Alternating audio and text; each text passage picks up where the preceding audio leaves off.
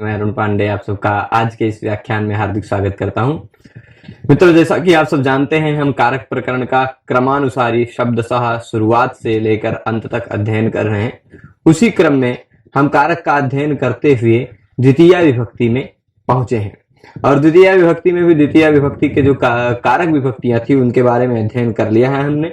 द्वितीय विभक्ति के उपपद विभक्ति जो भी अभितः परितः समयानिक्षा इत्यादि सूत्र थे उनका भी अध्ययन कर लिया। कर्म प्रवचनीय के आधार पर जो द्वितीय विभक्ति होती है या कर्म प्रवचनीय संज्ञा के आधार पर और जो कार्य होते हैं उन सबको हम पढ़ रहे हैं। कर्म प्रवचनीय के पहले भाग में हमने इससे पहले अध्ययन करते हुए ये जाना था कि कर्म प्रवचनीय संज्ञा जहां होती है वह कर्म प्रवचनीय संज्ञा के योग में द्वितीय विभक्ति होती है। अंतिम सूत्र हमने देखा था उपोधिकेच। वो कहता अधिक अर्थ और हीन अर्थ, इन दोनों अर्थों में उप की कर्म प्रवचनीय संज्ञा होती है और उप की कर्म प्रवचनीय संज्ञा होने के बाद क्या कहा था, अधिक अर्थ और हीन अर्थ में उप की कर्म प्रवचनीय संज्ञा होती है और कर्म प्रवचनीय संज्ञा होने के बाद फिर क्या होगा,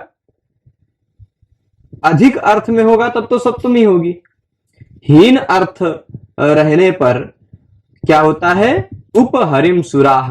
यह उदाहरण हमने देखा था, है ना। तो अब आगे देखिएगा, यहां पर समझने वाली बातें कुछ आ रही हैं। कर्म प्रवचनीय संज्ञा के बारे में जानते हुए आप एक दो चीजें और एक्स्ट्रा जान ही लीजिए। वो एक्स्ट्रा जानने वाली बातें क्या हैं आप सबके लिए। एक बात तो यह हो जाएगी कि कर्म प्रवचनीय संज्ञा के फलस्वरूप हमेशा द्वितीय विभक्ति होती है, ये बात नहीं है। ठीक, पहली बात कि हमेशा कर्म प्रवचनीय संज्ञा के फलस्वरूप द्वितीय विभक्ति ही होती है, ऐसा कोई बात नहीं। द्वितीय के सिवाय भी विभक्तियां हो जाती हैं, तृतीया भी आएगी, पढ़ेंगे, आप पंचमी भी देखेंगे, सप्तमी भी देखेंगे। दूसरी बात कि कर्म प्रवचनीय संज्ञा होने के बाद विभक्ति ही होती है, ऐसा नहीं है। कर्म प्रवचनीय संज्ञा के और भी कुछ कुछ फल हैं। द्वितीय विभक्ति कब होगी, जब युक्त होगा, तब कर्म प्रवचनीय से युक्त होगा उस शब्द में द्वितीय होगी। जब ऐसा आ जाए कि कुछ युक्त न रह जाए कर्म प्रवचनीय से, तो द्वितीय विभक्ति नहीं होगी। तो कर्म प्रवचनीय संज्ञा का फल क्या है, तो फिर कर्म प्रवचनीय संज्ञा का एक और फल है। कर्म प्रवचनीय संज्ञा का फल द्वितीय, तृतीय, पंचमी, सप्तमी या कोई विभक्ति करना हो जाता है, और कर्म प्रवचनीय संज्ञा का फल होता है उपसर्ग और गति संज्ञा का निषेध करना। क्योंकि जिसकी भी कर्म प्रवचनीय संज्ञा हुई वह उपसर्ग नहीं रह जाएगा, वह गति संज्ञा नहीं रह जाएगा। उसकी गति संज्ञा नहीं हो पाएगी उस परिस्थिति में, उसकी उपसर्ग संज्ञा नहीं हो पाएगी उस परिस्थिति में जिस परिस्थिति में उसको कर्म प्रवचनीय कह दिया गया है। भाई मान लीजिए अपी है, उसको किसी परिस्थिति में कह दिया गया कि यह कर्म प्रवचनीय है, तो उस परिस्थिति में वह अपी उपसर्ग नहीं रह जाएगा। यही इसका निष्कर्ष है। चलिए तो अब आगे कुछ सूत्र देखते हैं। जिन सूत्रों को हमने देख लिया था उन्हीं के आगे को आएंगे। सूत्र आप दिख रहा होगा आप सबको, लक्षणेत्थम भूताख्यान भाग विवक्षा सुप्रतिपर्य नवः। लक्षण अर्थ, इत्थम भूताख्यान अर्थ, भाग अर्थ, विवक्षा अर्थ, इन चारों अर्थों में प्रति, परि, अनु ये तीनों अगर आते हैं तो इन तीनों की कर्म प्रवचनीय संज्ञा हो जाती है। ठीक है, लक्षण अर्थ, इत्थम भूताख्यान अर्थ, भाग अर्थ और विवक्षा अर्थ, इन चारों अर्थों में देखिए यहां दिख रहा होगा लक्षण, इत्थम भूताख्यान, इत्थम भूताख्यान, ये इतना बड़ा एक ही अर्थ है, भाग और विवक्षा। इन चारों अर्थों में कौन कौन, प्रति, परि, अनवह। यहां प्रति, परि, अनवह में आपको ये तीनों चीज दिखना चाहिए। पहले ये तीनों चीज बता देता हूं। प्रति दिखा होगा, फिर उसके बाद आपको एक और दिखेगा परि, और फिर उसके बाद आपको दिखेगा अनु। तो जैसे भानु का भानवह बन जाता वैसे अनु का अनवह बन जाएगा। ये सिंपल बात है, सबको समझ में आती है ना। भानु का जैसे भानवह बनता वैसे अनु का अनवह, ये चलेगा। तो प्रति, परि, अनवह, प्रति, परि जोड़ देंगे तो प्रति, परि हो गया, ये तो कोई संधि की जरूरत ही नहीं। परि और अनु में जो ई है उसके स्थान पे यह हो जाएगा। परि और अनु की जब संधि करने जाएंगे तो ई के स्थान पे यह हो जाएगा, र हो जाएगा आधा, और ई के स्थान पे आएगा या, वो उस पे चढ़ा जाएगा, तो पर्य आधा होगा, उसमें अनु जुड़ जाएगा। प्रतिपर्यनु, प्रतिपर्यनु, उसी का बहुवचन प्रतिपर्यनवः। ठीक, तो प्रतिपर्यनवः में आप क्या क्या निकाल लेंगे, प्रति, परि और अनु। ठीक है, ये तीन जो हैं आप 22 उपसर्गों में इनको तीनों को सुना होगा आपने। प्रति को भी सुना होगा, परि को भी सुना होगा, अनु को भी सुना होगा। ये क्या कह रहा है कि भाई प्रति, परि, अनु ये तीनों यदि लक्षण अर्थ में हो, कितने अर्थों में बता रहा है, 4 अर्थों में। एक हो गया लक्षण, 2 हो गया इत्थम भूताख्यान, तीसरा हो गया भाग और चौथा हो गया वीप्सा। इन 4 अर्थों में प्रतिपर्यनवः, प्रति, परि और अनु हो तो कर्म प्रवचनीय कहलाते हैं। ठीक है, प्रति, परि और अनु इन तीनों अर्थों में होने पर कर्म प्रवचनीय कहलाते हैं। ये बात क्लियर है। अब देखिए यहां लिखा है, यही बात यहां वृत्ति में भी मिल जाएगी। एष्वर्थेषु विषय भूतेषु प्रत्यादय उक्त संज्ञा स्युः। एष्वर्थेषु, इन अर्थों में, साफ साफ नहीं कह रहे किन अर्थों में, खाली कह रहे हैं इन अर्थों में। भाई किन अर्थों में ये आपको स्वयं जान लेना है। एष्वर्थेषु विषय भूतेषु, इन अर्थों में ये अर्थ यदि विषयभूत हो, इन अर्थ, ये अर्थ यदि प्रति इत्यादियों के विषय हों, यानी प्रति इत्यादियों के अर्थ हों, ये अर्थ अगर विषयभूत हो तो प्रति इत्यादि उक्त संज्ञक होते हैं। उक्त संज्ञक मतलब ऐसी संज्ञा होती है प्रति इत्यादि की जो संज्ञा पहले से ही कही जा चुकी है। कही जा चुकी है मतलब जिन संज्ञा के बारे में हम पहले ही बता चुके हैं। कौन सी संज्ञा का प्रसंग चल रहा है, इससे पहले के सारे सूत्रों में आप देखेंगे ये 90 नंबर का सूत्र आया, इससे पहले के कई सूत्रों में आपने देखा होगा कर्म प्रवचनीय संज्ञा का ही प्रसंग चल रहा है ना। तो कर्म प्रवचनीय संज्ञा का ही प्रसंग चल रहा है यदि, तो कौन सी संज्ञा होगी, कर्म प्रवचनीय संज्ञा होगी। किनकी, इन अर्थों में होने पर ही होगी। किनकी होगी, प्रत्यादय, प्रति इत्यादियों की।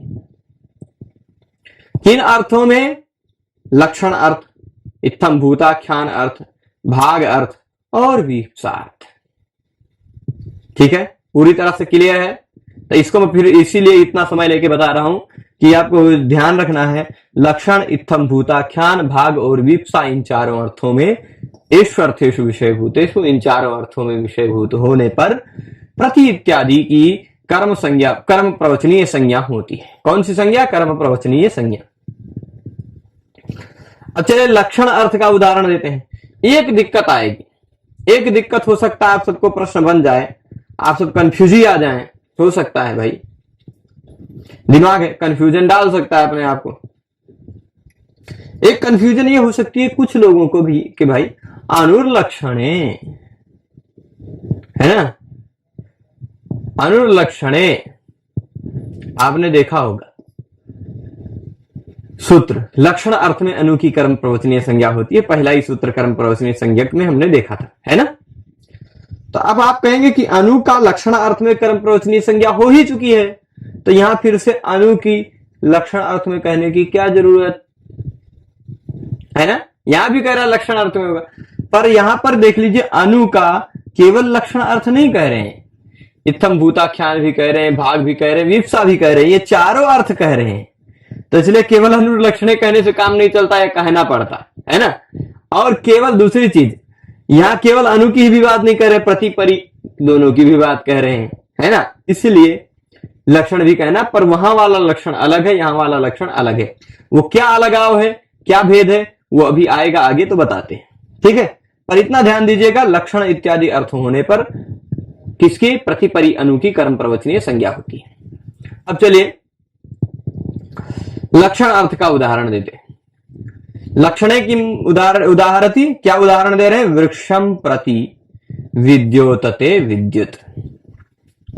वृक्षम प्रति विद्योतते विद्युत, वृक्ष पर बिजली चमक रही है, वृक्ष पर बिजली चमक रही है। अब भाई बिजली का चमकना यहां किससे लक्षित हो रहा है, आप ध्यान देंगे तो यहां बिजली का चमकना लक्षित हो रहा है वृक्षम प्रति विद्योतते विद्युत। इस कथन में बिजली का चमकना, यह उदाहरण जो दिया गया है यह वृक्ष से लक्षित हो रहा है ना। तो देखिए विद्युत विद्योतते, बिजली चमक रही है, पर वह बिजली का चमकना लक्षित किससे हो रहा है, वृक्ष से, है ना। ऐसा समझ लीजिए बिजली का चमकना वृक्ष से लक्षित हो रहा है। तब प्रति यहां किस अर्थ में है? ध्यान दिया आपने कि प्रति किस अर्थ में है? यहां जो प्रति है वह प्रति कर्म प्रवचनीय क्यों हुआ? क्योंकि प्रति लक्षण अर्थ में लक्षित कराता है ना? क्या करा रहा है? प्रति आपको लक्षित करा रहा है। किस चीज को लक्षित करा रहा है? क्या लक्षित करा रहा है? विद्युत को लक्षित करा रहा है। कहां पर लक्षित करा रहा है? वृक्ष पर, है ना? तो आप देखेंगे यहां प्रति का अर्थ है लक्षित कराना, परि का भी अर्थ है लक्षित कराना, अनु का भी अर्थ है लक्षित कराना। ये तीनों अगर लक्षण अर्थ में हैं तो भाई ये इतना जो आपको दिखाई पड़ रहा है 3 वाक्य है, एक ही वाक्य नहीं 3 वाक्य, विद्युत तक, ठीक है? ये इतना 3 वाक्य है। कौन सा वाक्य? वृक्षम प्रति विद्योतते विद्युत, वृक्षम परि विद्योतते विद्युत, वृक्षम अनु विद्योतते विद्युत। ठीक है, ये इतना हो जाएगा, प्रति परि अनु, 3 वाक्य हो जाएंगे। ठीक है ना?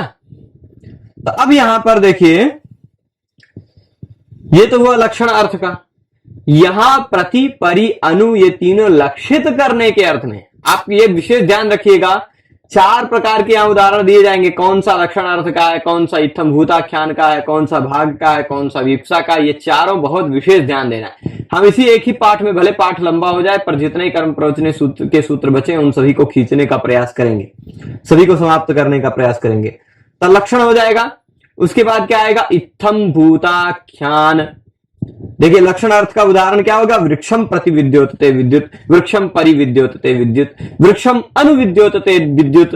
तीनों उदाहरणों में आपको ध्यान देना है कि वृक्ष से बिजली का चमकना लक्षित हो रहा है। बिजली चमकी, वृक्ष पर गिरी, बिजली का चमकना यहां किससे लक्षित कर रहे हैं? उदाहरण देता, उदाहरण देने वाले, उदाहरणकर्ता, उद्धरता क्या कह रहे हैं?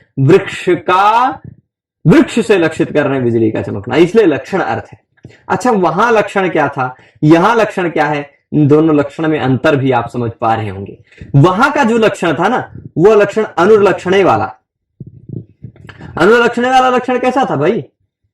अनुलक्षणे वाला था जपम अनुप्रावर्ष। लक्षण मतलब हेतु प्रकार का था। वहां ये हेतु जैसा था कि जप के कारण वृष्टि हुई।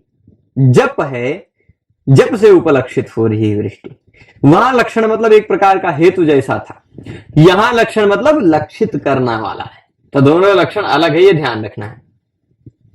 ठीक है, तो वृक्षम प्रति विद्योतते विद्युत, वृक्षम अनुविद्योतते विद्युत, वृक्षम परि विद्योतते विद्युत, ये तीनों लक्षण अर्थ का उदाहरण हो गया। अब हम आ जाते हैं इत्थम भूताख्यान अर्थ वाले उदाहरण पर। इत्थम भूताख्यान मतलब क्या होता है? कंचित प्रकारम प्राप्तः इत्थम भूतः तस्य आख्यानम इत्थम भूताख्यानम। कोई किसी विशेष प्रकार को हो गया है, कोई कुछ अलग सा हो गया है ना, कुछ विशेषता को प्राप्त कर गया है, कुछ विशेषता को प्राप्त कर गया है कोई, है ना, तो वह क्या कहलाएगा? कोई है, वो निश्चित नहीं है कौन है वो। कंचित प्रकारम प्राप्तः, किसी भी, क्या कहेंगे अभी देख लीजिए, इत्थम भूताख्यान। देखिए इसका उदाहरण क्या दे रहे हैं? भक्त हरि का है। ठीक, भक्त हरि का हो गया है। भक्त किसका हो गया है? हरि का हो गया है। यहां आप ये समझ रहे होंगे कि भाई यहां भक्त हरि का हो गया है, ऐसा आख्यान हो रहा है।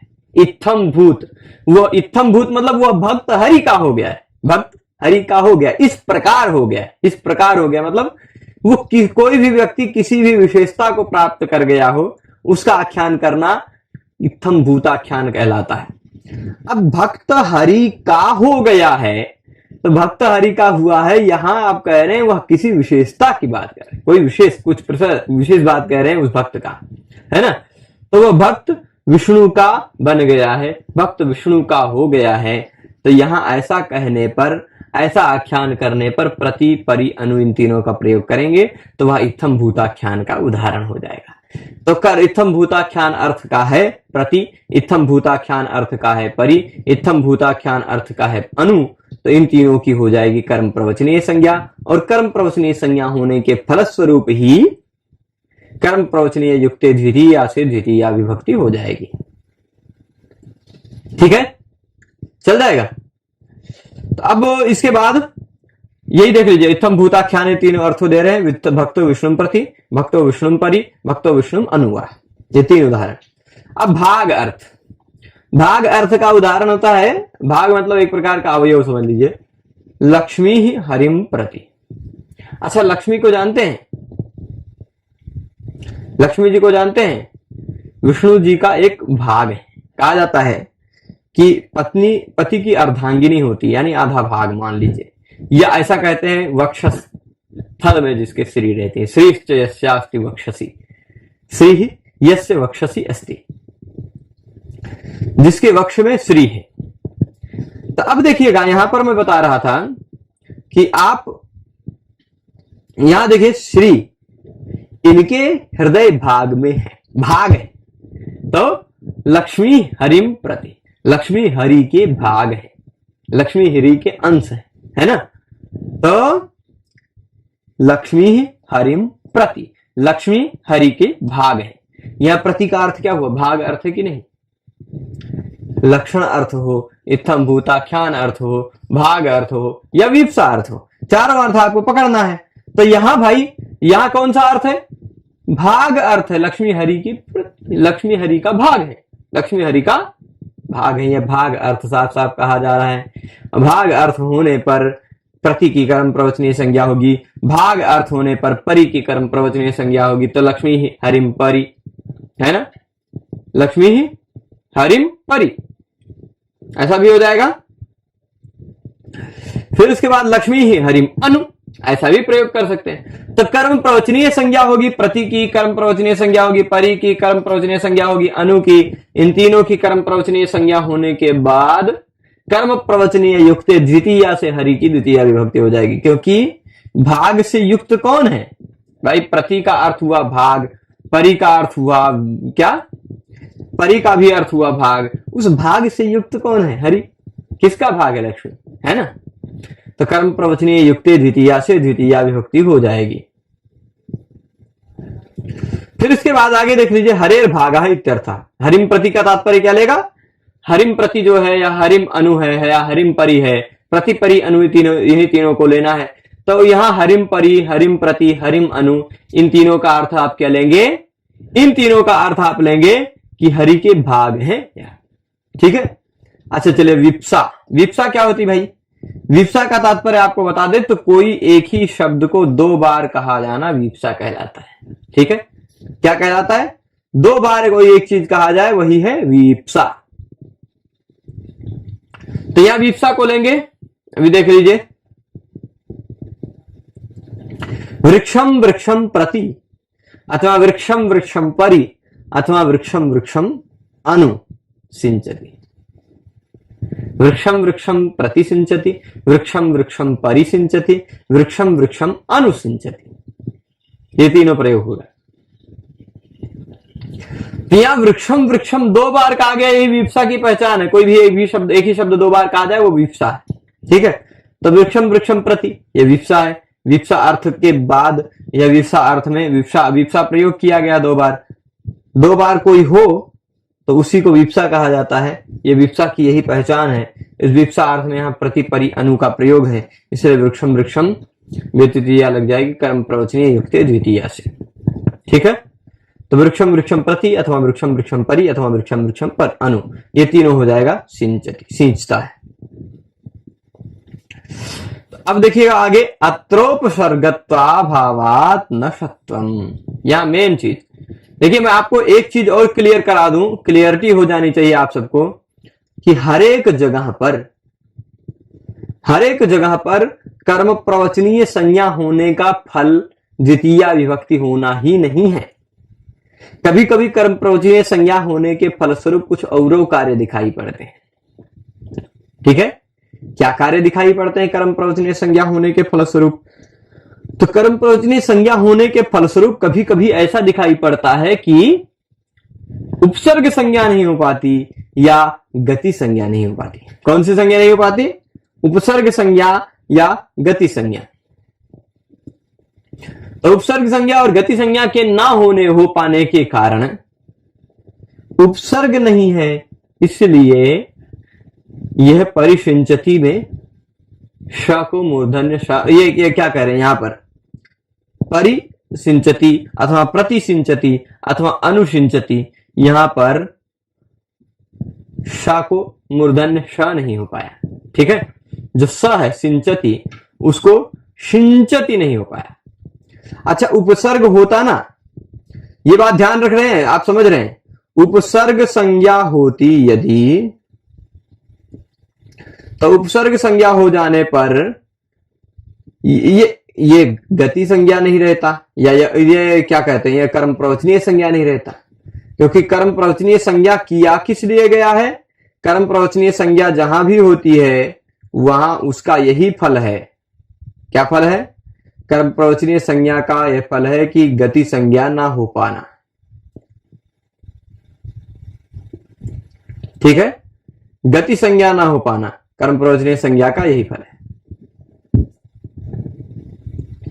तो जब गति संज्ञा नहीं हो पाएगी, सॉरी कर्म प्रवचनीय संज्ञा नहीं हो पाएगी, कर्म प्रवचनीय संज्ञा होगी तो गति संज्ञा, या उपसर्ग संज्ञा नहीं होगी, उपसर्ग संज्ञा होगी तो कर्म प्रवचनीय संज्ञा नहीं होगी।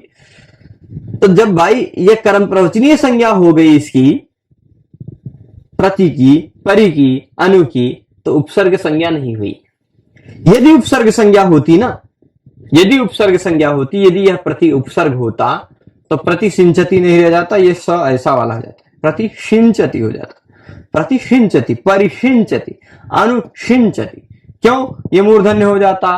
क्योंकि एक सूत्र है, उपसर्गात सुनोति, सुवति, स्यति, स्तौति, स्तोभति, स्था, सेन, सेध, सिच, सिच धातु उसमें कहा गया है, सिच संज स्वंजाम ऐसा करके है, तो सिच धातु से ही सिंचति बनता है रूप।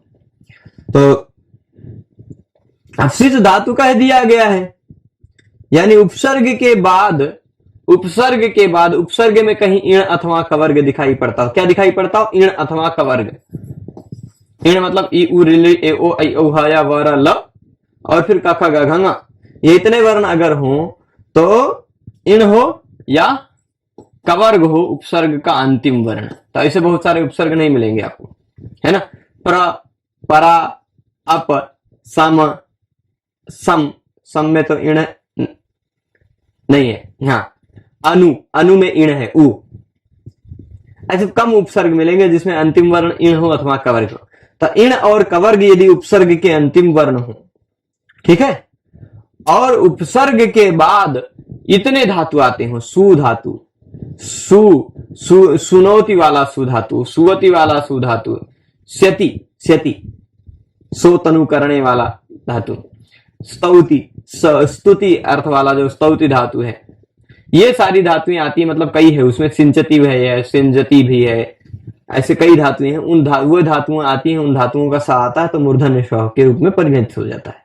ठीक, तो उपसर्ग नहीं है यह, ये तो भाई प्रति परि अनुपसर्ग है ये, नहीं तो इसको स को मूर्धन्य कैसे कर लोगे आप? वो तो मूर्धन्य तो कब होता है? जब उपसर्ग होता है तब। तो यही कह रहे हैं, अत्रोपसर्गत्वा भावान्न शत्वम, यहां पर उपसर्ग का अभाव है, ये प्रति परि अनु उपसर्ग नहीं रह गए, ये तीनों उपसर्ग नहीं है, इसलिए शत्वम न शम नहीं हो पाया। क्या नहीं हो पाया? श, मूर्धन्य श नहीं हो पाया।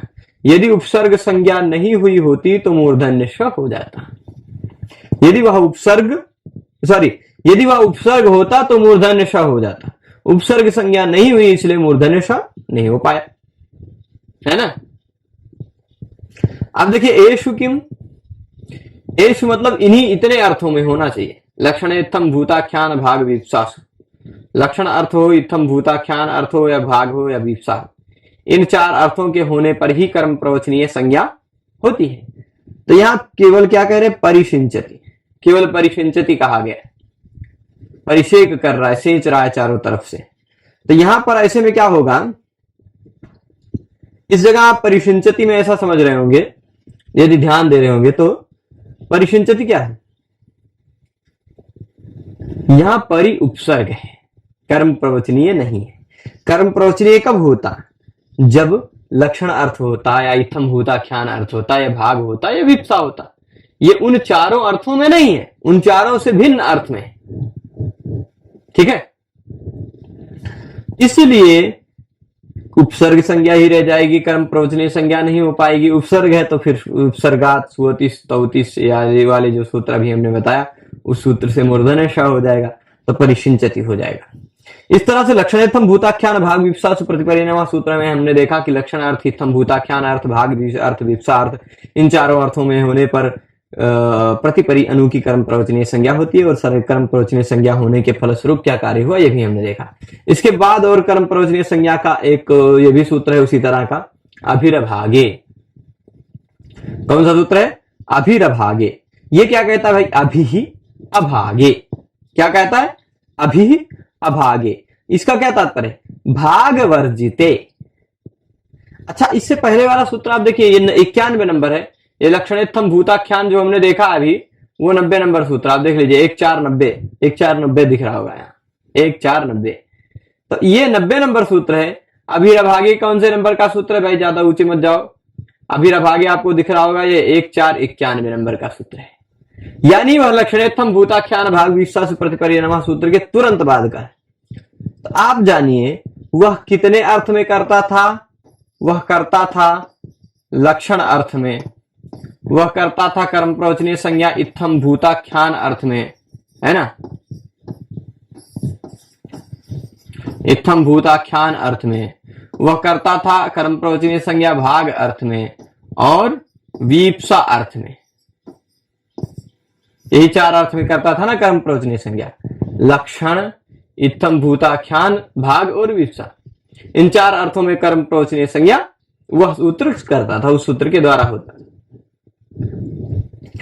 अब यहां पर यह कह रहा अभी की भी कर्म प्रवचनीय संज्ञा होती है, पर कहां? अभागे, भाग अर्थ में नहीं, बाकी तीनों अर्थों में होगी। भाई बाकी तीनों अर्थ ऊपर के सूत्र से आ ही रहे। भाग वर्जिते, भाग वर्जे, भाग वर्जित यानी बाकी तीनों अर्थों में होगा। अभी यदि लक्षणार्थ में हो तो कर्म प्रवचनीय संज्ञा होगी, अभी यदि इत्थम भूताख्यान अर्थ में हो तो कर्म प्रवचनीय संज्ञा होगी, अभी यदि वीप्सा अर्थ में हो तो भी कर्म प्रवचनीय संज्ञा होगी। भाई जिन अर्थों में प्रति परि अनु की कर्म प्रवचनीय संज्ञा की परिचर्चा अभी की गई है, उन्हीं अर्थों में अभी की भी कर्म प्रवचनीय संज्ञा होगी, पर अभागे, भाग अर्थ में नहीं, भाग से भिन्न अर्थों में। ठीक है, ये बात क्लियर है? तो अब भाग अर्थ नहीं रहेगा, बाकी सारे तीनों अर्थ रहेंगे। लक्षण अर्थ, इत्थम भूताख्यान अर्थ और वीप्सा अर्थ, इन तीनों अर्थों में कर्म प्रवचनीय संज्ञा हो जाएगी। किसकी? अभी की। ये अभी कौन है? 22 उपसर्गों में इनका इसका भी नाम सुना होगा आपने, कभी ना कभी सुना होगा, है ना। तो कर्म प्रवचनीय संज्ञा कर देते हैं। भाग वर्जे लक्षणादाव अभी उक्त संज्ञा से, भाग वर्जित लक्षण इत्यादि में अभी की उक्त संज्ञा होती है। अभी की उक्त संज्ञा होती है मतलब कौन सी संज्ञा होती है भाई? जो संज्ञा उक्त है, जो संज्ञा अभी पहले ही कही जा चुकी है, ऐसी कोई एक संज्ञा होती है। चलिए ठीक है, जैसे उदाहरण देंगे, हरिम अभिवर्तते, हरिम अभिवर्तते, ये लक्षण अर्थ है। भक्तो हरिम अभि, या क्या करें, वह हरि की तरफ है, हरि के सम्मुख है या हरि की तरफ है, तो हरि से लक्षित किया जा रहा है वह कोई व्यक्ति। ठीक है, हरिम अभिवर्तते, वह जो है ना, वह हरि से लक्षित किया जा रहा है। तो यहां अभी जो है ना, हरि का से लक्षित है वह, ऐसा है। तो यहां जो अभी है वह लक्षण अर्थ में, किस अर्थ में है? लक्षण अर्थ में है। लक्षण अर्थ में अभी है, उसकी कर्म प्रवचनीय संज्ञा हो गई। किससे? अभिरभागे से। भाग से भिन्न अर्थ होना चाहिए, तो भाग से भिन्न अर्थ है, कर्म प्रवचनीय संज्ञा हो जाएगी, कोई आपत्ति नहीं आएगी। तो क्या हो गया? भक्ता हरिम अभि। अब अगला भक्ता हरिम अभि, ये उदाहरण आप देख रहे हैं, जैसे भक्ता हरिम प्रति था, जैसे भक्ता हरिम परि था, जैसे भक्ता हरिम पर अनु था, वैसे ही यह भक्ता हरिम अभि भी याद रख लीजिए। ये भी किस अर्थ का है? ये इत्थम भूताख्यान अर्थ का है। भाग अर्थ होना नहीं था, विप्सा अर्थ में दे देंगे देवम देवम अभिसिंचति। देवम देवम विप्सा है ना। तो लक्षण, इत्थम भूताख्यान और विप्सा, इन तीनों अर्थों में हो गई कर्म प्रवचनीय संज्ञा अभी की। ठीक है, चलिए आगे चलते हैं। यहां प्रश्न पूछ रहे हैं अभागे किम, अभागे क्यों, भाग अर्थ में नहीं होना चाहिए, ऐसा आप क्यों कह रहे हैं? भाग अर्थ होता तो क्या हो जाता, है ना। भाग अर्थ होता तो क्या हो जाता, क्या दिक्कत पड़ जाती भाई? तो कहेंगे भाग अर्थ होने पर दिक्कत पड़ जाती है। क्या? देखिए, यदत्र मम अभिष्यात तद्दीयताम, जो यहां पर मेरा भाग है ना। देखिएगा, मैं एक एक अर्थ का बता रहा हूं। यत मतलब जो, अत्र मतलब यहां पर, मम मेरा, अभि यानी भाग है, स्यात मतलब है, तत् वह, दीयताम दो, जो यहां पर मेरा भाग है वह मुझे दो। जो यहां पर मेरा भाग है वह मुझे दो, यह तात्पर्य होगा। यदत्र मम अभिस्यात् तत् दीयताम, जो यहां पर मेरा भाग है वह मुझे दो, ये तात्पर्य होगा। बुरी तरह से आसान है ना। तो यहां अभी का अर्थ क्या है? भाग। भाग अर्थ इसलिए कर्म प्रवचनीय संज्ञा नहीं होगी। कर्म प्रवचनीय संज्ञा नहीं होगी यानी उपसर्ग संज्ञा हो जाएगी। तो अभिष्यात में देख लीजिए स्वमूर्धन्य होगा उपसर्ग के कारण। उपसर्ग प्रादुर्भ्याम अस्तिर यच्परः, उपसर्ग प्रादुर्भ्याम अस्तिर यच्परः, यह एक नियम है। कौन सा नियम है मैं लिख देता हूं। उपसर्ग प्रादुर्भ्याम अस्तिर यच्परः,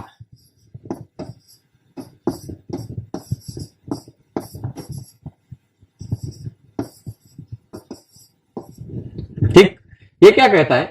उपसर्ग अथवा प्रादुः, कोई उपसर्ग हो अथवा प्रादुः शब्द है, प्रादुर्भाव इत्यादि में जो प्रादुः है वो उपसर्ग हो अथवा प्रादुः शब्द हो, इनके बाद अस धातु, अस धातु का स हो, पर वह स यच परक हो। यच परक मतलब उस स के तुरंत पर में य अथवा अच हो। तो यहां देखिए, अस धातु का स है, किसके बाद? उपसर्ग के बाद। उपसर्ग के बाद हो अथवा प्रादु के बाद हो, क्या हो? अस धातु का स हो। तो यहां है अस धातु का स था, स्यात था। कैसा था? ऐसा देख लीजिए, लिख देता हूं, अभी और स्यात, ऐसा था। ये उपसर्ग है, उसके बाद अस धातु का स है। उपसर्ग अथवा प्रादुर के बाद अस्ति यानी अस धातु का स हो, और वह अस धातु का स यच परक हो, यानी उस स के तुरंत पर में या अथवा अच हो, या अथवा अच, यहां यह है। तो ऐसा अगर यदि संति होता, संति, तो ये स के तुरंत बाद अ है, वो अच है। या पर में हो स के अथवा अच पर में हो या के, स के पर में या अथवा अच, तो वह स कैसा माना, वह स कैसा माना जाता? यच परक, यच परक। तो यच परक जो अस्ति है, अस धातु है, उस अस्ति धातु, अस धातु के स के स्थान पे मूर्धन्य हो जाता है अभिष्यात, उपसर्ग होने के बाद, है ना। चलिए आगे चलते हैं। उपसर्ग प्रादुर्भ्याम अस्तिर यच परः, ठीक है।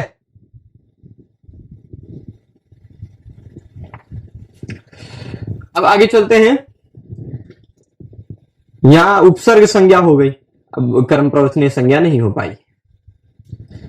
या तो फिर अभी इस दोनों नियमों को ही आप ध्यान रख लें इस पाठ में।